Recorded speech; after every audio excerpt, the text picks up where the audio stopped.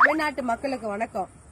பாஜகவுடைய மாநில மகளிரணி பொருளாளர் மாலினி ஜெயச்சந்திரன் அவங்களுடைய பெயர்லயோ, அவங்களுடைய குடும்ப உறுப்பினர்களுடைய பெயர்லயோ, அவங்களுடைய நெருங்கிய உறவினரான எம்ஜி பாஸ்கர் அவங்களுடைய பெயர்ல கருப்பு பணத்துல வாங்கின சுமார் 5000 கோடி கருப்பு பணத்துல வாங்கின சுமார் 500 சொத்து பத்திரங்களை கலெக்ட் பண்ணி தமிழ்நாட்டில் உள்ள வருமான வரித்துறை புலனாய்வு பிரிவு அலுவலகத்துல 7 முறை புகார் கொடுத்திருக்கிறோம். புகார் கொடுத்து இந்த நிமிஷம் வரைக்கும் எந்த ஒரு உரிய அடிப்படை விசாரணை கூட மேற்கொள்ளல. இது சம்பந்தமா வருமான வரித்துறை புலனாய்வு பிரிவு அலுவலகத்துல நடவடிக்கை எடுக்கலன்னு தமிழ்நாட்டுடைய ஆளுநர் அவர்கள்கிட்ட புகார் கொடுத்திருக்கோம்.